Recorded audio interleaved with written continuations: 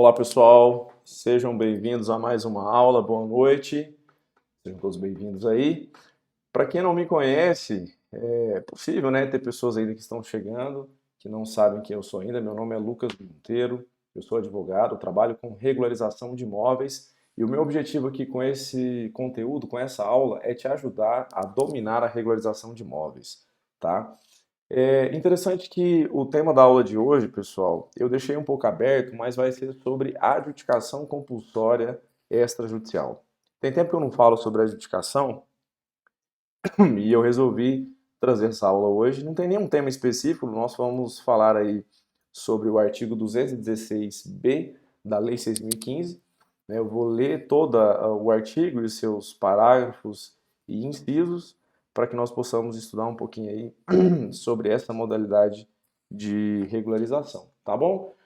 Boa noite, Sirlene, boa noite, Laerson, estuda kart, também entrou, tem alguém estudando para cartório aí.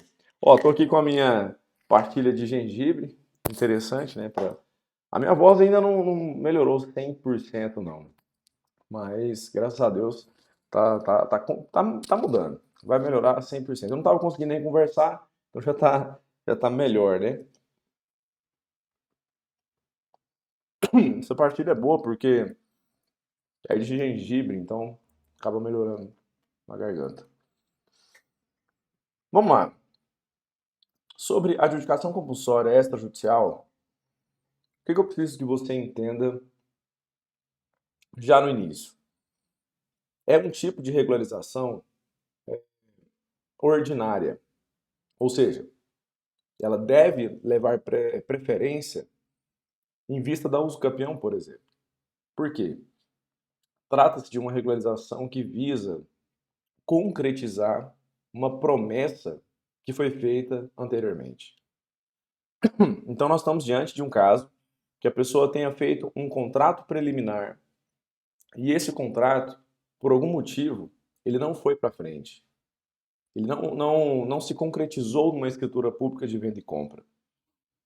Daí a pessoa se utiliza da adjudicação compulsória para forçar essa transferência, tá? Então, assim, nós vamos ver adiante ali que quando você se deparar com um contrato preliminar, você não pode pensar, por exemplo, numa usucapião. É uma modalidade, é uma possibilidade, só que preferencialmente você tem que observar se aquela modalidade de regularização cabe, que é a regularização por adjudicação, tá? Então, você tem que ter em mente o seguinte: se você estiver diante de um contrato preliminar de promessa, a primeira coisa que você tem que ver é quanto tempo essa promessa foi formalizada. Se essa promessa tiver menos de 10 anos, você jamais pode pensar na usucapião. Agora, se essa promessa já tiver mais de 10 anos, talvez, não estou falando que é regra, mas talvez você possa ignorar aquele contrato preliminar e tentar uma eventual usucapião, tá? Nós vamos conduzir aqui pelo artigo 216b da Lei 6.015, que é a Lei de Registros Públicos, para você entender o que a normativa federal traz para nós aí como parâmetro. Então vamos lá. O artigo 216b diz o seguinte: sem prejuízo da via jurisdicional, a adjudicação compulsória de imóvel objeto de promessa de venda ou cessão poderá ser efetivada extrajudicialmente no serviço de registro de imóveis da situação do imóvel, nos termos deste artigo. O que nós podemos extrair aqui desse artigo? Primeiro que ele fala que sem prejuízo da via jurisdicional. Ele não traz uma obrigatoriedade para que essa adjudicação seja obrigatoriamente no registro de imóveis. O que a legislação fez, incluindo, né, o 216b, foi permitindo que uma nova possibilidade de regularização extrajudicialmente pudesse acontecer. Então, se você quiser ajuizar uma ação de adjudicação compulsória na justiça, sem problema, vai lá. Se preencher os requisitos, vamos embora. Agora, se você vê que o seu cliente quer, por exemplo, uma via mais rápida, se você quer acelerar aquele procedimento ali para ele sair mais rapidamente, e o seu cliente não está preocupado com gratuidade da justiça, ele não está pensando nisso, a via extrajudicial pode ser uma boa para você, tá? E outra coisa, aqui também traz uma questão de competência. Ele fala aqui, ó, que essa cessão poderá ser efetivada extrajudicialmente no serviço de registro de imóveis da situação do imóvel. Traz para nós aí uma competência exclusiva do cartório de registro de imóveis que estiver localizado ali naquele imóvel. Tá? Então traz uma competência exclusiva do cartório de imóveis. Perfeito? Parágrafo 1º. São legitimados a requerer a adjudicação o promitente comprador ou qualquer dos seus cessionários ou promitentes cessionários ou seus sucessores, bem como o promitente vendedor, representados por advogado, e o pedido deverá ser instruído com os seguintes documentos. Aí ele traz aqui uma série de documentos, tá? Que podem ser instruídos aí para estar formalizando aquela regularização. Esse parágrafo primeiro aqui, ele é muito complexo, a gente tem que analisar ele ponto a ponto. Tá? Então vamos lá. Primeiro, traz para nós aí quem são os legitimados, quem podem de fato requerer essa adjudicação. Tá? Primeira coisa, são legitimados a requerer a adjudicação o promitente comprador ou qualquer dos seus cessionários ou promitentes cessionários. Então ele está falando que tanto o comprador quanto os seus cessionários ou promitentes cessionários podem requerer essa adjudicação. Ou ainda, os seus sucessores, se eventualmente o seu cliente, promitente comprador daquele imóvel, ele tenha falecido,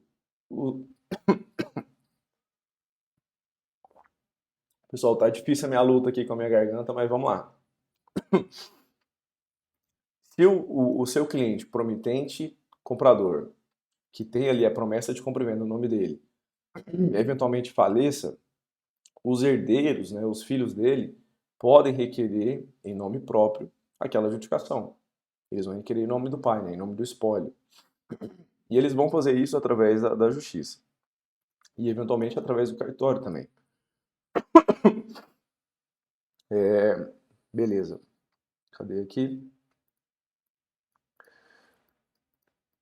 Ou também o promitente vendedor. Não é muito comum, mas é possível também que o promitente vendedor requeira aquela adjudicação. O único caso que eu consigo trazer aqui de exemplo para vocês é eventualmente uma empresa que tenha vendido vários lotes aí para pessoas físicas e essas pessoas não providenciaram a regularização. Elas não providenciaram a devida transferência para os seus nomes. E essas empresas acumulam aí seus imóveis, naquele passivo ali, né? E eventualmente tenham que declarar aqueles imóveis como seu, porque de fato está na sua propriedade. Essas empresas movem a adjudicação compulsória, que a gente chama de adjudicação compulsória inversa, para tirar aquele patrimônio ali do seu acervo, tá? Então, uma possibilidade seria o promitente vendedor fazer isso. E, normalmente, o promitente vendedor são empresas, tá? Outra coisa, traz aqui uma obrigatoriedade de ter a representação de advogado. Então, veja, a adjudicação compulsória não é um procedimento que seu cliente simplesmente vai no cartório e requer. É preciso que você seja o condutor disso. O advogado sempre vai representar o cliente no procedimento de adjudicação compulsória. E aí, aqui ao final desse parágrafo primeiro, ele traz uma série de documentos que devem ser instruídos, tá? Antes de falar os documentos, eu vou ler aqui a pergunta da Sirlene. Ela diz o seguinte: o comprador faleceu e foi feita cessão para os herdeiros. Os mesmos podem solicitar a adjudicação? Sim, Sirlene, eu acabei de... Eu não tinha visto que você tinha comentado, mas a gente acabou comentando isso, né? Que é justamente a possibilidade dos herdeiros estarem requerendo essa adjudicação em nome próprio, para que de fato haja essa transferência, porque de fato houve o falecimento ali e aqueles direitos envolvendo o imóvel, eles são herdados. Então a pessoa vai movimentar ali um processo para colocar aquele patrimônio em seu nome, tá? Então plenamente possível fazer isso que você está perguntando aí, tá bom? Dando continuidade aqui, traz uma série de documentos que devem ser instruídos no procedimento de adjudicação compulsória. Quais são eles? Parágrafo 1º, inciso 1º. instrumento de promessa de compra e venda, ou de cessão, ou da sucessão, quando for o caso. Então aqui é justamente o justo título, né? Não vou nem falar de justo título, porque de fato nos remete aí à possibilidade da uso capião.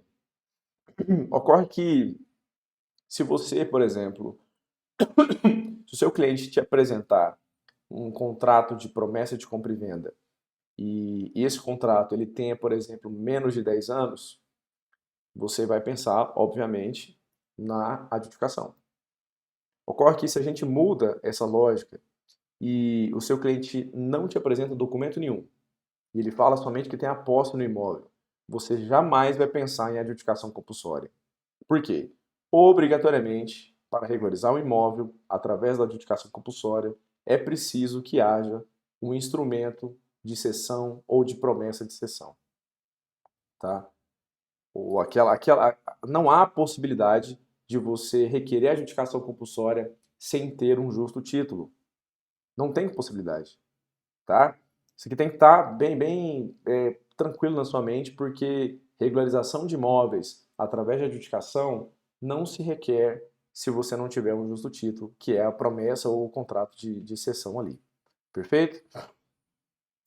Inciso segundo, prova do inadimplemento caracterizado pela não celebração do título de transmissão da propriedade plena no prazo de 15 dias, contado da entrega da notificação extrajudicial pelo oficial de registro de imóveis da situação do imóvel, que poderá delegar a diligência ao oficial de registro de títulos e documentos. Lucas, eu não entendi nada. Beleza, vamos com calma aqui porque é muita informação mesmo. Primeiro que a prova do inadimplemento, nesse caso específico aqui, se refere não ao pagamento daquela compra, e sim do fato de não houver a transferência definitiva. Então você tem que provar isso na extrajudicial, você tem que provar que não houve a transferência definitiva para o seu cliente. E esse ato solene, ele é feito de forma bastante meticulosa, porque o cartório, inclusive, ele intima aquele promitente vendedor, se no caso o seu cliente for o promitente comprador, né, ele intima o promitente vendedor para que compareça no cartório e lavre a escritura pública. Olha que interessante isso aqui. Ele não está requerendo, de fato, a transmissão forçada. Ele primeiro intima o seu cliente, intima a pessoa que vendeu para o seu cliente, para comparecer no cartório com hora marcada, para de fato lavrar a escritura pública e posteriormente registrar. Tá? É como se houvesse uma tentativa de conciliação, uma tentativa de formalizar aquela transferência sem dar continuidade na regularização por adjudicação. Tá? Então, beleza. Prova do inadimplemento caracterizado pela não celebração do título de transmissão da propriedade plena no prazo de 15 dias. E aí, é claro, vai ter uma série de notificações aí. Claro, você, advogado, simplesmente tem que apresentar os documentos que o cartório exigir. Você não precisa saber exatamente como que funciona esse procedimento de notificação. Quem vai fazer vai ser o próprio cartório, que vai ser o oficial do RI ou o oficial do RTD. Se o RI quiser delegar para o RTD, vai assim fazer. Normalmente é o que acontece, porque são especialistas nesse tipo de notificação. Inclusive, já fazem diversas notificações por meio da alienação fiduciária, né, o procedimento da 9514. Eles já estão acostumados com notificações e normalmente o RI delega essa função ao RTD, tá? Deixa eu ver se aqui tem mais alguma coisa. Não, beleza. Inciso segundo, ok. Inciso terceiro. Ata notarial lavrada por tabelião de notas, da qual constem a identificação do imóvel, o nome e a qualificação do promitente comprador ou de seus sucessores constantes do contrato de promessa, a prova do pagamento do respectivo preço e da caracterização do inadimplemento da obrigação de outorgar ou receber o título de propriedade. Isso aqui basicamente não existia, tá? Quando surgiu o 216B na Lei 6.015, e ele surgiu aí através da Lei 14.382, não tinha a questão da ata notarial. Simplesmente você poderia conduzir aquele procedimento de regularização e, de fato, sem a ata notarial. Não tinha ata notarial. Só que isso, né, veio a ser inserido por conta da segurança que um documento público, especialmente a ata notarial, poderia trazer a esse procedimento. Então ficou-se consolidado que a ata notarial ela era indispensável para se conduzir uma adjudicação compulsória extrajudicial. A meu ver, muito acertadamente, porque de fato a produção de provas, nesse caso, é muito importante. E o advogado nem sempre ele vai ter elementos ali para poder provar de fato que se trata de um caso de adjudicação, porque pode ser uso capião. Ao final aqui de leis e artigos, nós vamos conversar um pouquinho sobre essa possibilidade de você adequar uma adjudicação compulsória para se tornar uma usucapião. Isso, é claro, tem benefícios, também tem prejuízo ao seu cliente. Você precisa analisar o caso concreto. Então, a ata notarial ela foi inserida para provar a situação fática do que está acontecendo. Vale lembrar que a ata notarial ela não tem um condão de produzir prova e nem fazer juízo de valor. Ela simplesmente vai relatar o que está acontecendo. Nesse caso específico da adjudicação, diferente da usucapião, que lá prova a posse do seu cliente, e a posse na usucapião ela é essencial, aqui na adjudicação compulsória nem sempre. Porque o fato de você adquirir um imóvel, você pode morar nele ou não. Já na usucapião isso tem como primazia. Na usucapião é obrigatório que a pessoa, em alguns requisitos, né, em alguns tipos de usucapião, nem todos, mas a maioria deles exige uma posse sendo caracterizada de forma direta ou indireta, mas é preciso haver ali uma posse. Aqui na adjudicação compulsória, não há a obrigatoriedade do seu cliente morar no imóvel, muito menos alugá-lo. Simplesmente é preciso comprovar que houve a aquisição, houve a compra do imóvel, passou-se o tempo estabelecido, houve o pagamento do preço por aquele imóvel e houve o inadimplemento de transferir aquela propriedade. Motivo esse que fez seu cliente procurar você para estar regularizando o imóvel através da adjudicação de forma forçada. Então, independe se o cliente mora no imóvel, independe se o cliente aluga aquele imóvel, independe se ele exerce a posse indireta ou direta. É claro que o fato dele ter um título, 90% das vezes, ele vai morar no imóvel. Mas eu, por exemplo, tive um caso aqui no escritório que o cliente não morava no imóvel. Ele morava em outro estado, inclusive, o imóvel era aqui de Goiânia, ele morava em outro estado. Quando eu perguntei para o cliente se ele alugava, o que ele estava fazendo no imóvel, ele falou que não. Já tinha mais de ano que o imóvel estava parado, não tinha ninguém no imóvel, e ele simplesmente disse que pagava os IPTUs, mas nada, nada. Na verdade, ele pagava IPTU até certo tempo, depois ele deixou de pagar. Houve uma acumulação aí de IPTU. Então, se a gente fosse parar para pensar na usucapião, haveria ali uma certa interrupção daquela posse. Ele não estava zelando do imóvel, ele não houve o pagamento dos impostos, mas mesmo assim, ele estava ali sobre uma mera administração, digamos assim. Mas aqui na adjudicação isso não importa. Não há o prejuízo se houver aquela interrupção da posse, né? Na usucapião nós temos aí uma situação muito interessante, que é o fato de não houver aquela interrupção. Se o imóvel foi interrompido, se aquela posse foi interrompida, isso pode dar problema, o seu cliente pode deixar de ser o proprietário ali a ser regularizado naquele imóvel. E na adjudicação a gente não tem esse problema. Então a ata notarial aqui na adjudicação ela é diferente da ata notarial na usucapião.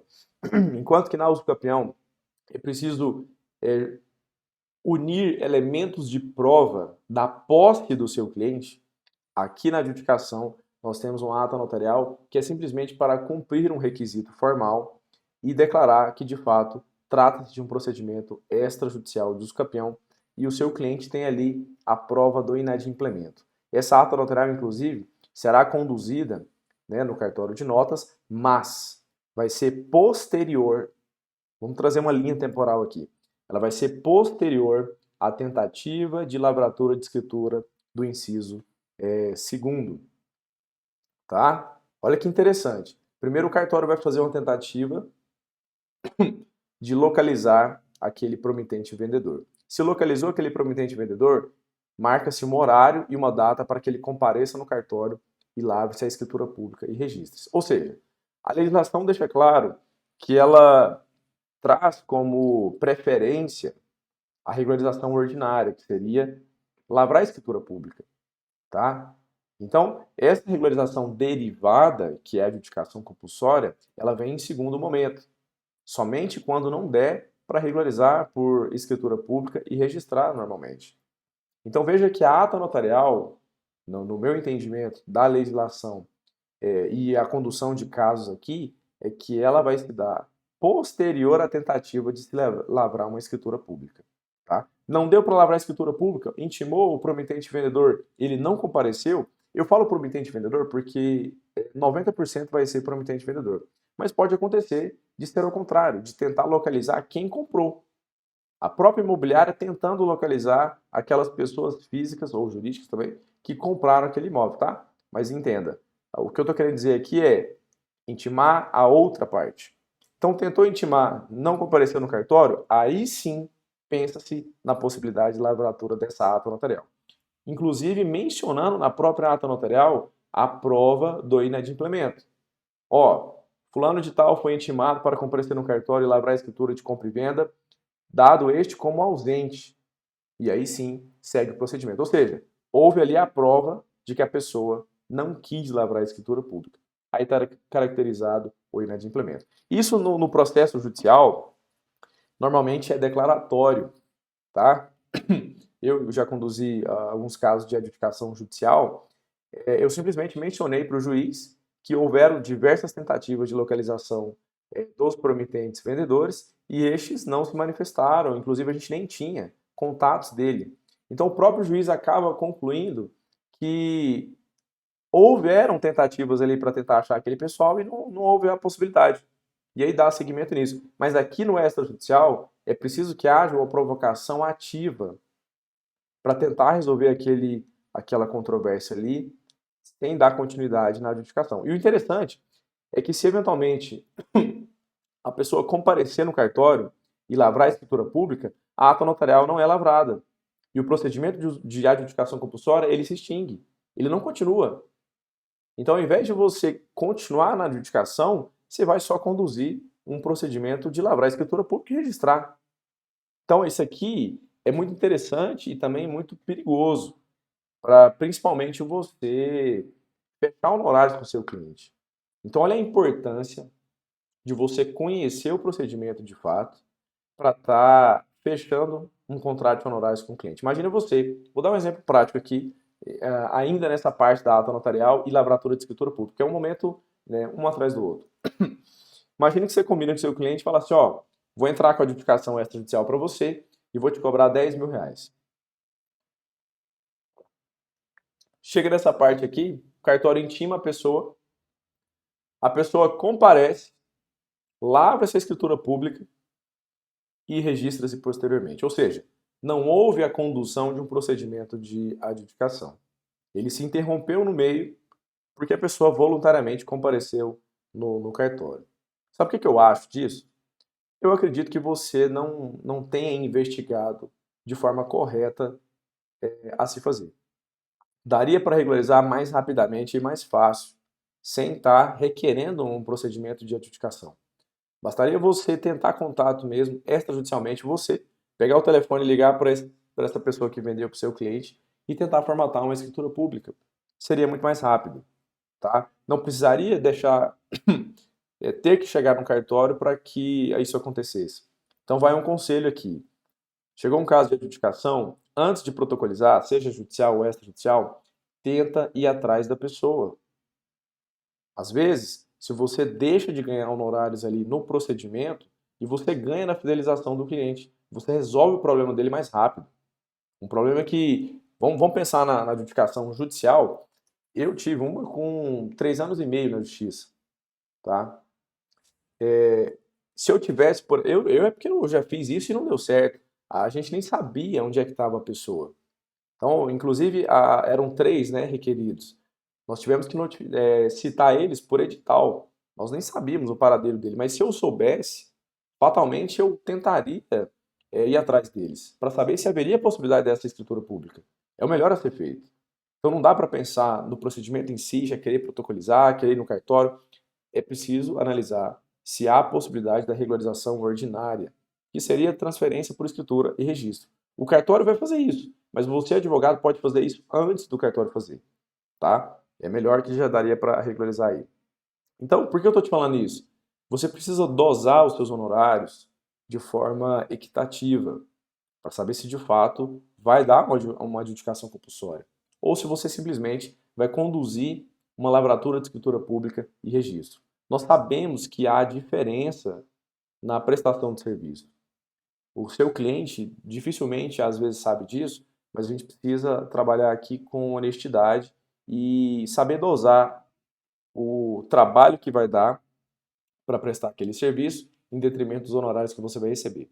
Aqui no escritório funciona da seguinte forma: se nós identificamos que é caso de adjudicação, tentamos fazer um contato com a parte contrária. Se der certo, maravilha, corre no cartório, lava a escritura e registra. Não deu certo, conduz a adjudicação, seja judicial ou extrajudicial. Ocorre que, para dosar esse honorário, a gente tem uma comunicação muito ativa com o cliente, para que ele entenda de fato, ó, se for lavratura de escritura pública e acompanhamento disso, a gente vai cobrar X.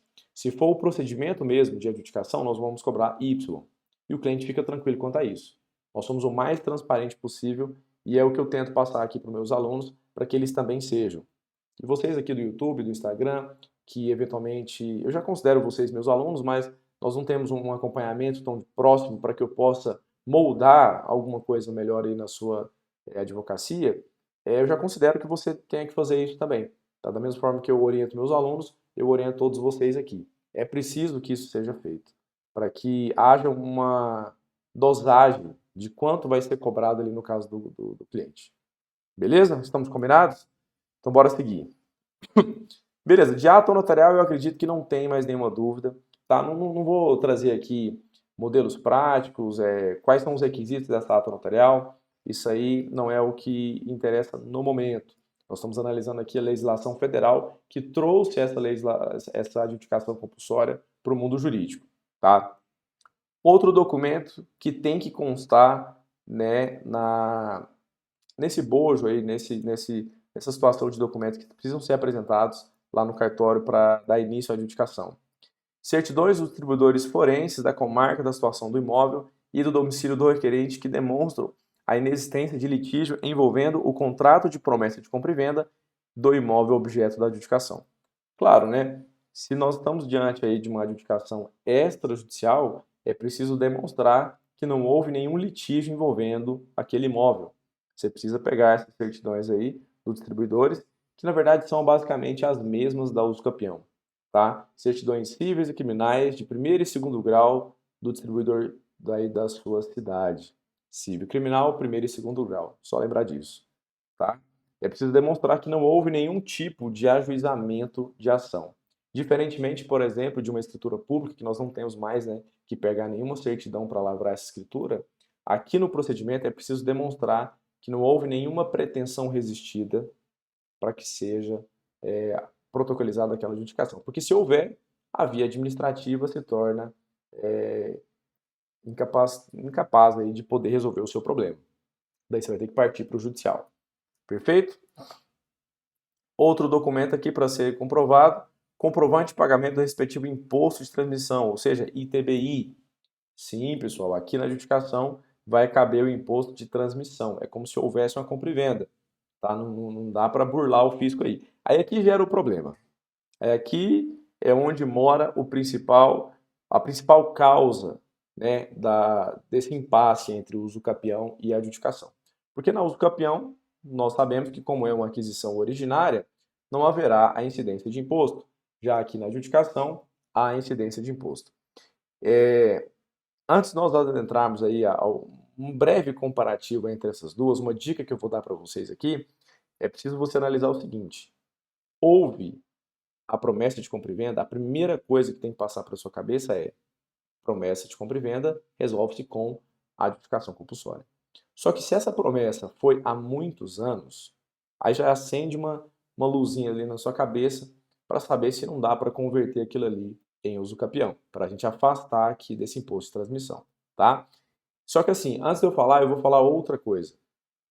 No caso do pagamento desse imposto, o que gera muitas dúvidas aqui entre os advogados é o momento de pagar esse imposto, tá? Porque veja, vamos pensar na seguinte situação.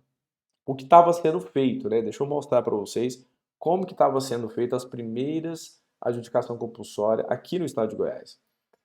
Haveria a reunião de documentos ali, o advogado reunia os documentos, tudo, ia no cartório de notas para lavrar a ata notarial, não se fazia a intimação das partes para estar comparecendo, tentando lavrar a escritura, simplesmente faziam aquela notificação e ato contínuo já lavrava essa escritura pública. E outra coisa, o próprio tabelião estava exigindo o pagamento desse imposto no momento de lavrar a ata notarial. Tudo bem, não tinha nada organizado ainda, não tinha normativas nesse sentido. Tudo bem, cada um faz a interpretação que quiser. Mas qual que é o problema disso? Se o tabelião está exigindo esse pagamento do imposto já na ata notarial, a primeira coisa que você deve ter pensado é: e se ela der errado? Como é que vai ficar esse imposto? Porque essa ata notarial, o que nós estamos fazendo aqui é preparando os documentos para levar lá no cartório de imóveis e protocolizar. E lá vai virar um protocolo e o documento vai seguir.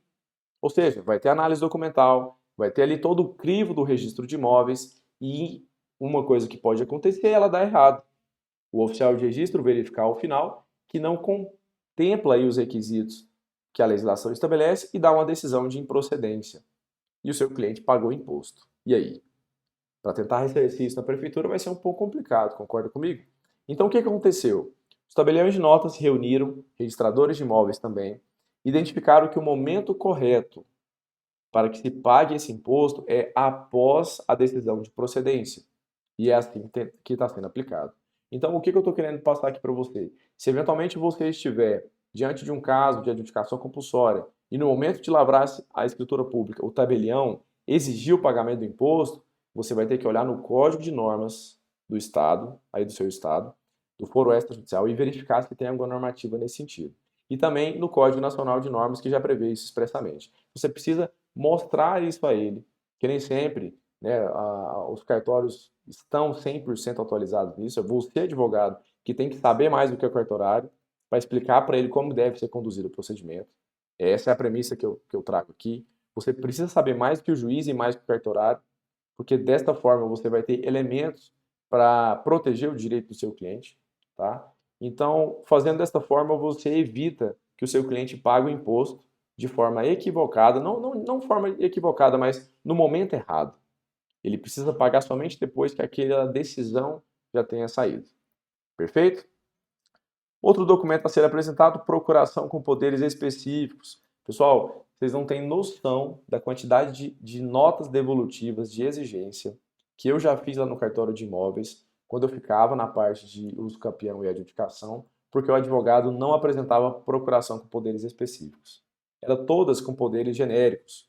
E a legislação federal traz como obrigatoriedade essa procuração com poderes específicos, especificando exatamente o que você vai fazer em nome do cliente e qual imóvel a ser feito. Então, além daqueles poderes gerais que você coloca lá ao final assim, poderes especiais, para o fim de requerer a adjudicação compulsória ou uso campeão extrajudicial do imóvel fulano de tal para fulano de tal. Basicamente é só para o cartório ter a segurança de que de o seu cliente realmente outorgou poderes a você de conduzir aquele procedimento ali. Tá bom? Parágrafo 2º. Estamos finalizando aqui, já é só o parágrafo 2º e o 3º. E aí, na sequência, eu falo a dica especial para você realmente observar quando você estiver diante de um caso de uso campeão ou adjudicação. Parágrafo 2º. O deferimento da adjudicação independe de prévio registro dos instrumentos de promessa de compra e venda ou de cessão e da comprovação da regularidade fiscal do promitente vendedor. Aqui são 3 informações importantes. A primeira é que não precisa registrar o contrato de promessa de compra e venda no cartório de imóveis, jurisprudência do STJ, que já foi materializada aqui nesse parágrafo 2º, tá? Não precisa registrar nem a promessa de compra e venda, nem a cessão, tá? Isso aqui, embora seja um direito real, que é passível de registro, não há obrigatoriedade para que você conduza o procedimento de adjudicação compulsória. Então, se o cartório exigir, porque, né, vai ter mais emolumento se você registrar, mas não há obrigatoriedade. Se ele exigir o prévio registro desse contrato de promessa ou da cessão da promessa, você vai tacar o parágrafo 2º na cara dele, tá? De forma bem educada, bem tranquila, sem causar nenhum embaraço aí. Mas o que eu estou querendo dizer? Ele não pode exigir isso. Porque, de fato, se ele exige, ele vai ganhar mais emolumentos, claro. Mas a legislação federal e a jurisprudência do STJ diz que isso não é obrigatório. Já está pacificado, isso tem muitos anos, e isso aqui só foi transportado para o parágrafo 2º para constar essa ausência dessa obrigatoriedade. Outra coisa aqui é que não há a necessidade de comprovação de regularidade fiscal do promitente vendedor. Tá? Não é preciso você apresentar certidões aí que envolva a situação fiscal do promitente vendedor. Perfeito? Parágrafo 3º, último aqui da legislação federal. À vista dos documentos que se refere ao parágrafo 1º deste artigo, o oficial de registro de imóveis da circunscrição onde se situa o imóvel procederá ao registro do domínio em nome do promitente comprador, servindo de título a respectiva promessa de compra e venda, ou a cessão ou instrumento que comprove a sucessão. Isso aqui basicamente é o que o oficial de registro de imóveis vai conduzir após a reunião daqueles documentos e, de fato, praticar o ato de adjudicação compulsória. Lembre bem, ele não vai abrir matrícula originária igual na uso capião. Ele vai praticar um ato de adjudicação compulsória, tá? Da matrícula existente. E aqui eu pego um gancho para falar para vocês. Não há possibilidade de adjudicação compulsória de imóvel que não esteja individualizado. O imóvel precisa ter matrícula. Dica dupla aqui para você. Anote isso aqui. Não há possibilidade de você adjudicar um imóvel que não tenha matrícula. Se ele não tiver matrícula, você tem que pensar no uso capião. Não tem matrícula? Uso capião.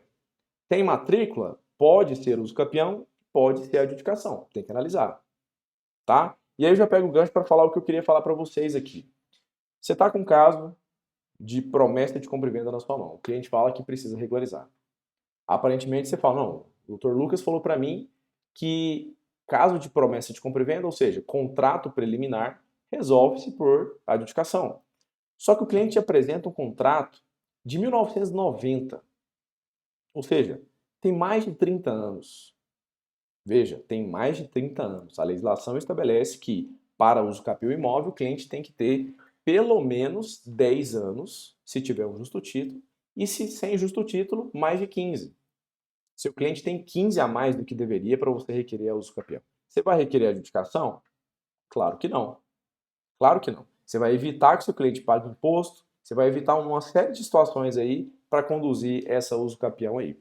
Só que, o que você tem que analisar? A urgência do cliente, porque a adjudicação compulsória, ela é mais rápida, a extrajudicial, né? Ela é mais rápida, dá para resolver aquilo ali no máximo em 1 mês e meio ou 2, tá? Então, se o seu cliente tiver com muita pressa, dê preferência para a adjudicação compulsória. Se ele não se importa com pressa e está querendo só diminuir valores, daí você vai pensar na uso campeão judicial pedindo gratuidade, inclusive.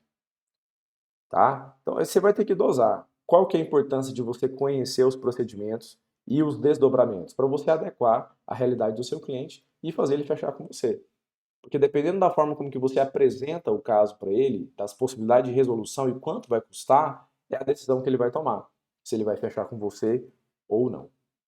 Beleza? Pessoal, eu quero agradecer a todos aqui que estiveram ao vivo comigo, todos aqueles também que chegaram até aqui no gravado, agradeço muito a presença de vocês. E na quinta-feira nos vemos aí no 360 da regularização. Quem quiser estar ao vivo comigo para me fazer uma pergunta, ou acompanhar as perguntas que eu geralmente falo aqui com os meus alunos, tá bom? Estejam comigo aí às quintas-feiras. A Silene falou uma pergunta. Ah, Silene, você tinha feito uma pergunta, verdade, deixa eu ver aqui. Ela fez uma pergunta lá atrás falando o seguinte: e quando o vendedor faleceu, intima os herdeiros meios? Sim, você vai intimar eles, é a sucessão, né? Eles já devem comparecer no procedimento extrajudicial ou no processo aí judicial. Ela falou, por falar em gratuidade, existe a possibilidade de gratuidade no extra? Nossa, Silene, você trouxe um tema polêmico demais. Polêmico, muito polêmico. Mas há, pessoal, há possibilidade de gratuidade no extrajudicial. Ocorre, porém, que você vai arrumar uma confusão aí com o cartório, mas há sim. Eu já vi casos de que você requer na justiça a possibilidade de continuar aquele procedimento no extrajudicial. Recomendo? Não. Por que eu não recomendo? pela natureza da prestação do serviço dos cartórios. Tá? Se quer gratuidade, vai para a justiça. Conduz ali o processo na justiça. Geralmente, o cartório, quando está fazendo aquela prestação de serviço, de fato, há o pagamento dos emolumentos pelo esforço que eles têm ali naquela prestação. Tá? E os emolumentos são devidos justamente por ser uma prestação privada. Eu sei, não precisem causar confusão aqui comigo. É um posicionamento, é só uma linha de raciocínio. Se você entende que é possível fazer isso, tem jurisprudência, faça pesquisas aí para estar conduzindo, mas são casos isolados, isso não é a regra. Eu já vi acontecer 2 casos, eu nunca tentei.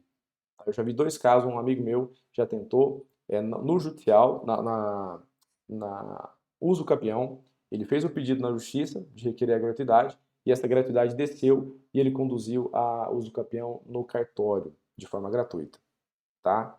Pesquise em jurisprudência para que isso possa ser viável para você. Eu não recomendaria, porque de fato haverá um conflito ali de interesse, o próprio cartorário vai querer se reivindicar, pode dar problema no caso do seu cliente, inclusive pode demorar mais do que deveria, e o nosso objetivo aqui é de fato resolver o problema do cliente, não fazer demorar mais ainda, porque eu acredito que é o que vai acontecer, tá bom? É isso, pessoal. Muito obrigado pela presença de todos aí e nos vemos numa próxima. Valeu!